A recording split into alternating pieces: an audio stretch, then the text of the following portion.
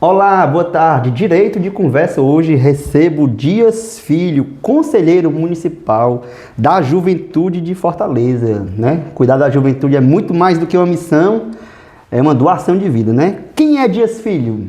Vamos lá, quem é? Boa tarde, Samuel. Boa tarde a todos.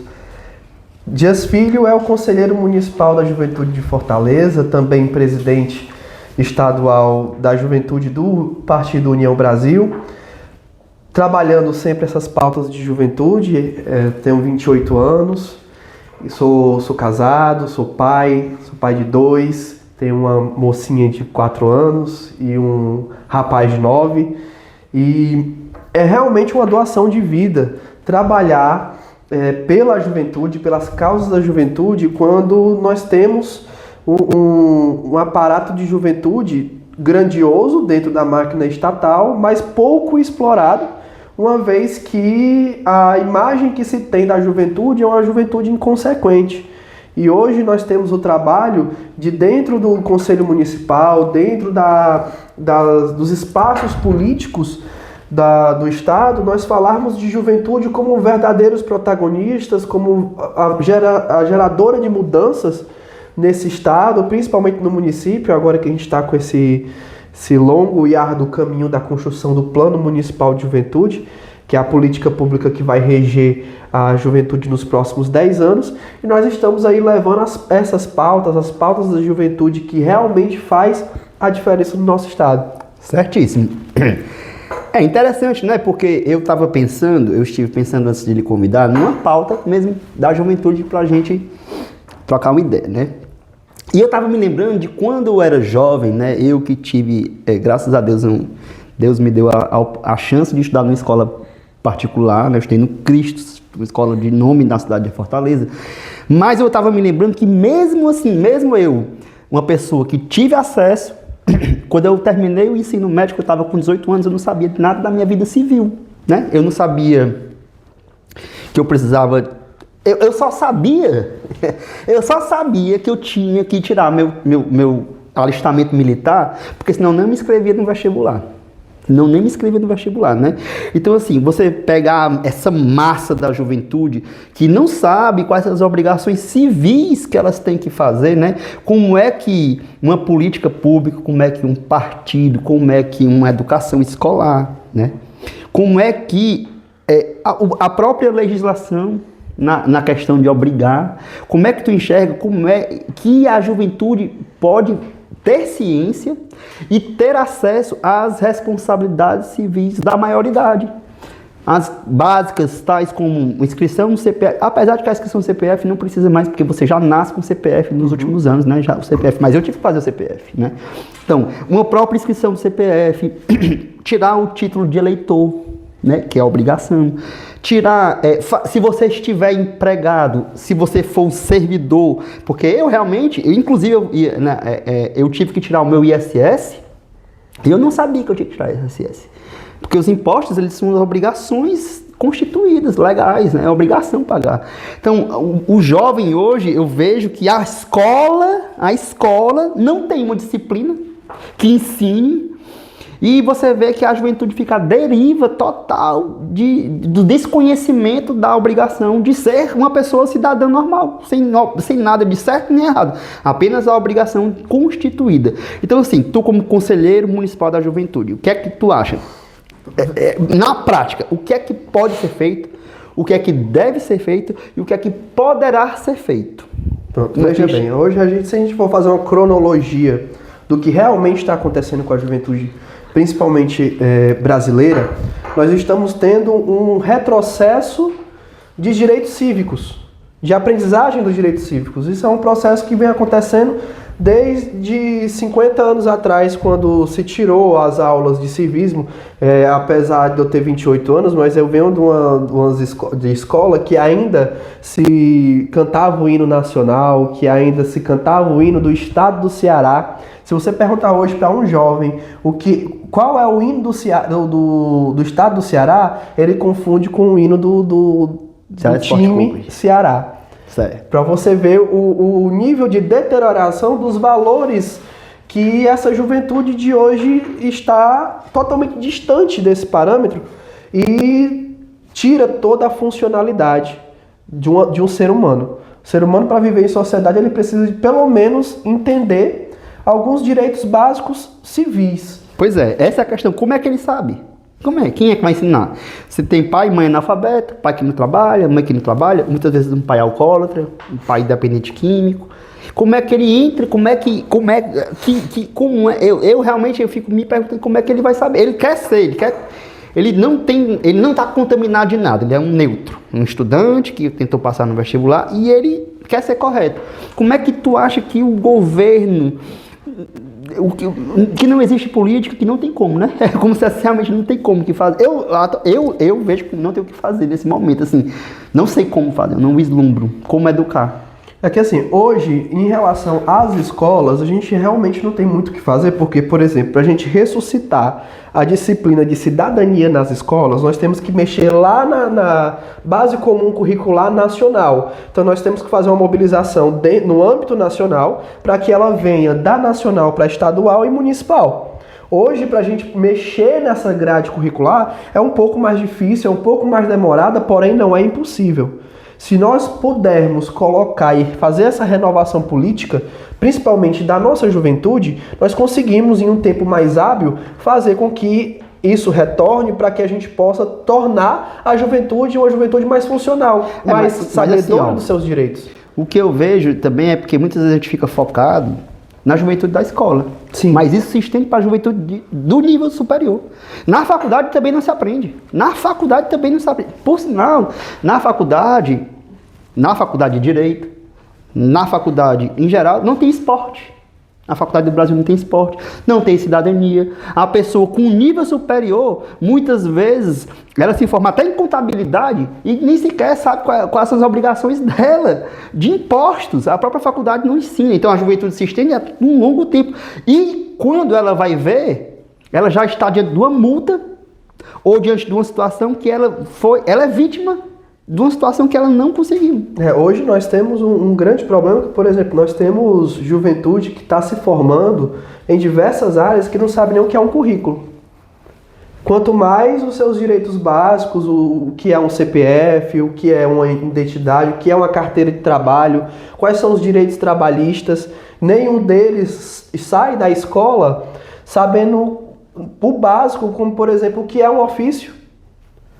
Que é um direito cidadão. Você, enquanto jovem, se você precisar, por exemplo, acessar um equipamento de juventude hoje, a prefeitura pede um ofício. Como é que você, jovem, vai fazer um ofício se você não sabe nem para onde é que vai, nem por onde anda? E o maior culpado disso é o Estado, por abolir qualquer tipo de disciplina que venha a dar funcionalidade aos direitos de juventude. Tá certo, concordo. Mas vamos lá, vou te botar aqui no canto da parede. Dito isto, que nós dois já dissemos, concordamos que tá difícil, e você se apresentou como conselheiro municipal da juventude, né? Então vamos lá, vou fazer uma pergunta número 1. O que é um conselheiro municipal da juventude? E quem é que faz ele ser um conselheiro municipal da juventude? Pronto, vamos lá. O conselheiro municipal de juventude, ele é um representante da sociedade civil. Dentro de um conselho que é deliberativo, nós temos, inclusive, vale lembrar, nós temos 2 tipos de conselho de juventude hoje no estado do Ceará. O municipal, que é deliberativo, nós atuamos dentro e opinamos dentro das políticas de juventude da Prefeitura de Fortaleza. No executivo. No executivo. E temos o consultivo, que é diretamente com o governo do estado do Ceará, a nível estadual. Ele é meramente consultivo, ou seja, é um conselho que recebe a política pública do governo do estado e ela é uma consulta se é viável, se não é, e mesmo assim, se o governo quiser botar para frente, mesmo com a negativa do conselho estadual, ele pode colocar. Ao contrário do Conselho Municipal de Juventude. É obrigatório ter Conselho Municipal de Juventude? Equiparado ao Conselho de Saúde? Sim, porque hoje nacionalmente nós temos o Estatuto da Juventude. O Estatuto da Juventude, ele fala que os municípios e estados, eles devem fazer, é obrigatório, existir o Conselho Municipal e Estadual de Juventude, onde reúna entidades da sociedade civil organizada e membros do poder público para trabalhar o plano municipal, estadual e nacional de juventude. Esse plano, ele vai reger os 10 anos da juventude de Fortaleza. Por exemplo, em 2011, lá com a prefeita Luiziane, foi o primeiro plano municipal de juventude que aconteceu em Fortaleza. Hoje nós já estamos em construção do próximo, que esse já se venceu. Então esse a gente já fez uma revisão, esse a gente já incluiu pautas mais atuais, incluiu direitos mais atuais, como por exemplo de acesso à internet, acesso à tecnologia, que coisas que não tinham no plano anterior. Tu vê o acesso à internet como um direito da juventude, não direito da população como um todo? É o direito da população como um todo, mas como nós estamos falando de um público específico, a gente só tem como colocar isso no papel dessa população específica. Mas o direito à internet, eu costumo dizer isso, que nós estamos fazendo um pontapé inicial para que os governos no todo, seja o municipal, estadual e nacional, eles comecem a enxergar e trazer um projeto de lei onde a gente institucionalize o acesso à internet como direito obrigatório. Eu particularmente já vejo o acesso à internet como direito obrigatório independente de juventude, porque o acesso à internet ele está totalmente ligado, assim, ó, intrinsecamente à educação, né? Não existe mais a possibilidade de você ter qualquer tipo de educação, do bebê que assiste aquele Baby Shark até o adulto, terceira idade, ele tem que ter acesso à internet para poder ele se educar, né? Ele ter acesso a... Aliás, pelo contrário, o próprio governo obriga você a assinar as coisas no Gov. Exatamente. Como é que você é obrigado a fazer uma coisa, como é que eu vou assinar um documento no Gov, acessar no Gov uma coisa que eu não tenho dinheiro para pagar uma internet. Então, assim, eu estou sendo bloqueado ao acesso a um direito meu, que é direito a algumas coisas que eu sou obrigado a ter o Gov, ou seja, eu sou obrigado a ter dinheiro para poder ter o celular, para poder ter a internet, para poder assinar um documento ou fazer certos atos de cidadão. E é justamente isso. Mas aí é onde está eu só não vejo isso como uma política da juventude. Eu vejo geral. É porque assim, nós estamos sendo os primeiros a trazer essa perspectiva. Então, a gente está começando com um processo de formiguinha. Estamos começando dentro de uma população que nós temos acesso, que seria a juventude. Mas isso é um pontapé inicial para que nós possamos desenvolver uma política geral, de instituir, de fato, o direito ao acesso à internet.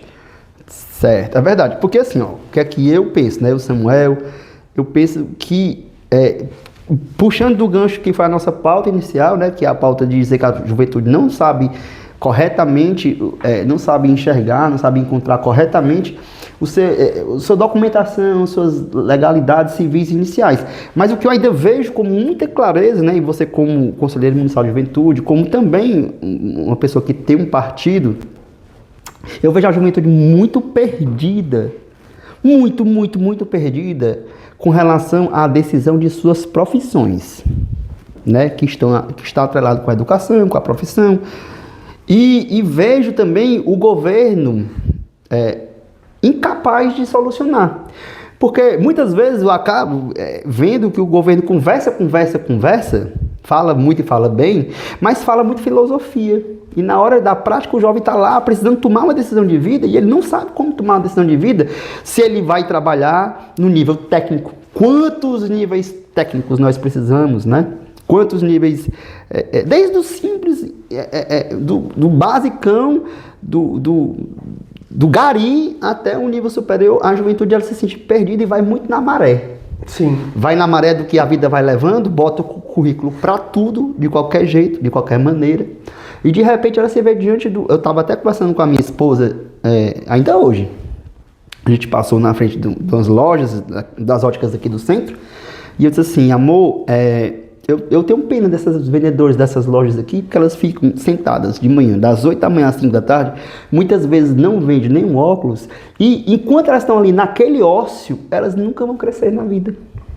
Elas estão lá, na condição de vendedora, nem estuda, nem cresce, a loja é pequena, a loja não dá chance, por N questões, não é maldade da loja, mas dentro daquela loja ela não tem perspectiva, ela passa 5 anos, 10 anos, daqui a 10 anos tá uma pessoa já velha, sem profissão, não fez renda, não fez crescimento, não fez nada, e aí pronto. Aí, assim, na tua visão de conselheiro municipal, de jovem, que tá lá atuando, defendendo, lutando, batalhando, doando a vida por eles, o que é que tu acha que, se tu fosse jovem, tu faria especificamente pelo teu futuro? Digamos assim. Pronto, primeira coisa que eu iria brigar é mudar o objetivo da educação brasileira. Concordo. Porque hoje nós temos uma educação à la Paulo Freire, que é uma educação que ela não cria cidadãos.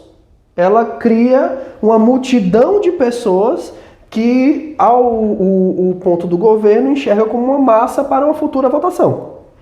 Hoje nós temos isso. A pedagogia do oprimido hoje, ela causa mais prejuízo do que a falta de oportunidade e o sufocamento do empreendedorismo no Ceará. A pedagogia do oprimido hoje, ela tira do professor... Mas peraí. Eu não vejo pedagogia do oprimido, não. É para todo mundo. Mas aí é onde está. Todo mundo perdido. Fica todo mundo perdido. Mas aí é onde está. Porque a partir do momento que você tira aquela linha hierárquica do professor para com o aluno, que essa é a pedagogia de Paulo Freire, chamada de pedagogia do oprimido, que você tira aquela linha de respeito entre o aluno e o professor e o aluno passa a ser mandante da aula e não espectador e aluno, ele passa a ser um atuante direto em cima do processo de aprendizagem, mais do que o próprio professor. Isso causa um processo inverso do processo educacional. Certo. Então a gente tem ali um grande problema para resolver, que é fazer com que os professores realmente se tornem professores e os alunos se tornem realmente alunos, onde eles sejam de verdade preparados para o mercado de trabalho, para o conhecimento de seus direitos, para a evolução profissional e para o seu plano de carreira. Hoje nós temos um processo educacional que, por exemplo, hoje se prioriza mais a matemática e o português. Não que eu não concorde com isso, mas os processos como história, cidadania, geografia, religião, artes, cultura no todo, tudo isso aí está sendo deformado. Está sendo deformado de maneira com que hoje, isso aí eu posso falar porque eu passei o ensino médio, eu costumo dizer que eu vivi e sobrevivi à revolução sexual que aconteceu dentro das escolas. Hoje nós temos um processo educacional que ele bestializa o jovem. A verdade é essa, que nós tornamos um jovem que ele não tem perspectiva de nada, tanto é que hoje no Ceará nós temos 34,7% da nossa juventude que é nem estuda e nem trabalha. E isso é reflexo justamente de um processo de educação básica falido. Pois é. Eu assim, o que eu vejo, talvez eu discorde um pouco de ti, não tudo que tu disse, eu concordo com tudo que tu disse, mas não é porque não estudou talvez uma geografia de qualidade, ou história, ou cidadania, que ele vai ter uma perspectiva lá na frente de tomar a decisão de vida, o que é que ele vai fazer da vida dele. Aí eu concordo contigo que é o nem trabalha, nem estuda, porque... eu vejo que não é botando mais história, mais geografia, ou aumentando a grade curricular de mais conteúdo, porque eu acho que já tem um conteúdo bem vasto, mas fazendo com que, pelo contrário, diminua esses conteúdos de química profunda, de física profunda e coloque mais cidadania, desde aprender a votar, porque você vai conversar com o jovem hoje, até com um adulto, com todos, a pessoa não sabe qual é a função do senador, não sabe qual é a função do deputado federal, qual é a função do deputado estadual, e esses também que estão lá entrando para ser deputado, para ser senador, para ser vereador, montam em cima, acho que nem eles sabem, montam em cima, acabam ofertando propostas que não são obrigações deles, que eles não vão poder fazer nunca, porque não é função deles, né? Então assim, a juventude acaba não tendo a oportunidade dentro da escola de aprender a vida. Exatamente. Aprender a vida mesmo. Aprender que por mais que o direito de trabalhar, e aí entra na esfera realmente jurídica, né, que eu sou um advogado que trabalho muito na esfera civil, mas eu tenho um mentor que é trabalhista, eu atuo diariamente no escritório trabalhista, durante o turno da manhã eu estou no escritório de trabalho, e durante a tarde eu atuo principalmente no direito médico, né, defendendo os médicos e dentistas. nesse âmbito do direito médico mesmo, mas assim, na esfera trabalhista, a gente entra dentro de uma psicologia, dentro de uma pedagogia, dentro de uma filosofia muito grande, que a própria pessoa, ela quer aprender o direito do trabalho, ela quer aprender que ela tem direito à hora extra, a adicional noturno, tudo isso não é ensinado, mas a gente pode ensinar sim isso na escola, pode ensinar os direitos trabalhistas. Eu acho que pode ensinar, mas a escola também tem que ensinar que a pessoa tem que trabalhar. Sim. E que ela, na hora que ela está com a carteira assinada, ela tem que executar a função do trabalho. E que o patrão é o chefe que deve cobrar por aquele serviço. E ele tem que fazer aquele serviço, ele tem que se sentir preparado, tem que se sentir educado, tem que se sentir formado para executar a função. Seja qual função seja um atendente de telefone, seja um digitador, ele tem que entender que ele tem que ser cobrado e pago por aquilo. E a escola não educa para isso. A escola fica ensinando uma física profunda para a pessoa entender que o efeito Tyndall, que você bota um gelo e bota um fio, que o fio vai congelar e descongelar, e que aquilo realmente na prática da vida da pessoa não leva a nada, né? Acho que eu acho que uma das primeiras coisas que a gente pode fazer é primeiro ressuscitar as aulas de cidadania. De certeza, eu sou altamente a favor disso, mas não existe nenhum político que levante essa bandeira, né? Não tem, porque não é do interesse. Quando você ensina a juventude a ser protagonista de si mesma, você perde massa. O jogo político hoje, dentro desse âmbito, principalmente nesse âmbito que nós estamos vivendo hoje, nesse cenário que nós estamos vivendo hoje, e durante os últimos 50 anos, quanto mais bestializada a juventude sair da escola, melhor. Porque se torna massa de manobra. Por exemplo, você já pensou que se você colocar um jovem para entender quais são os seus verdadeiros direitos, como, por exemplo, se você perguntar hoje para um jovem se ele conhece o Estatuto da Juventude, eu lhe digo com toda a categoria de certeza que eu já fiz essa consulta. Nenhum conhece. Por quê? Porque não é de interesse do sistema educacional.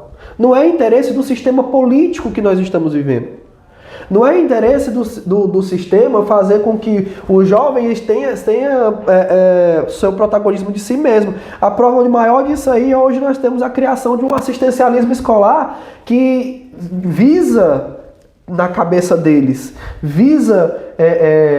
garantir a diminuição da evasão escolar, quando na verdade é um assistencialismo que só faz com que a nossa juventude fique cada vez mais dependente do Estado. Hoje nós temos Vale Gás, nós temos Bolsa Família, Bolsa não sei o que, e agora nós temos o pé de meia.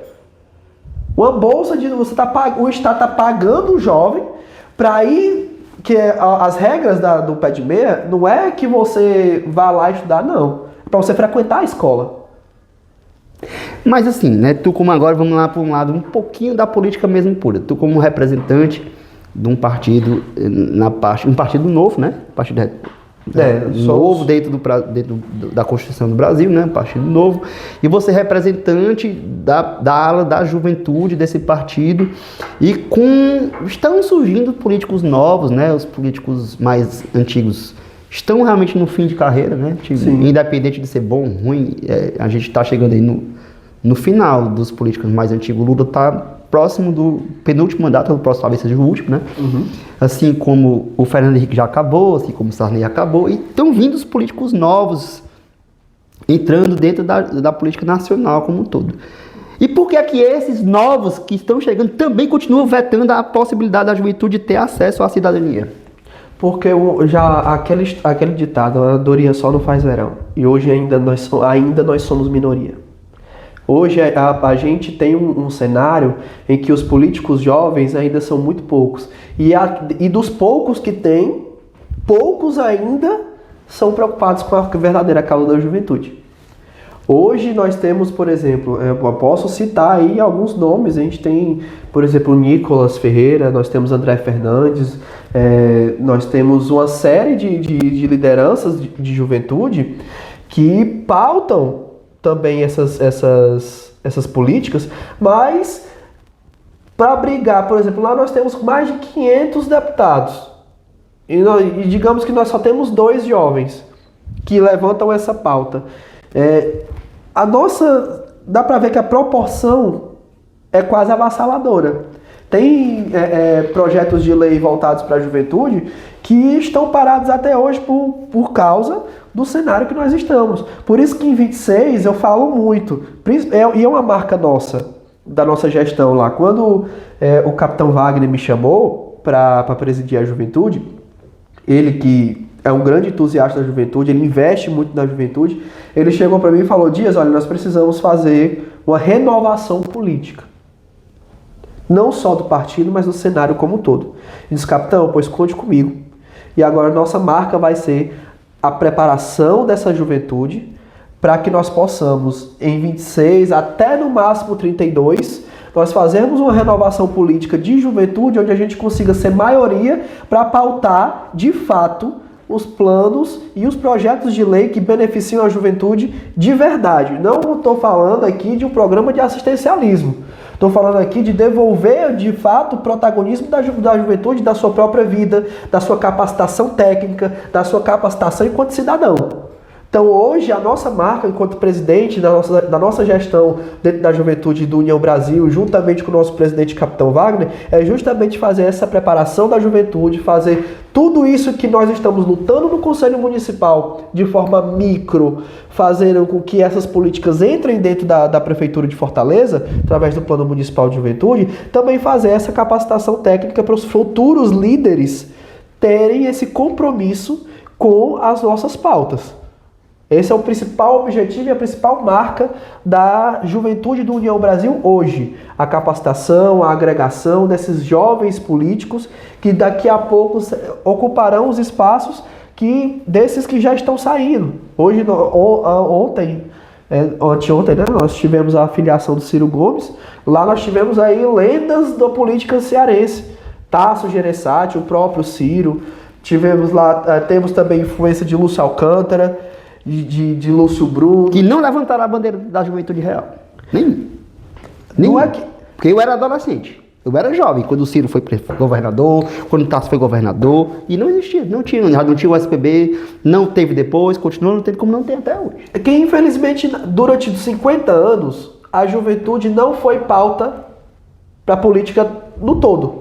Pois é, durante 50 anos, quando aconteceu a redemocratização, que aconteceu todo Na verdade, o Brasil viveu, né? Eu até contextualizando, eu sou um pouco menos jovem do que você.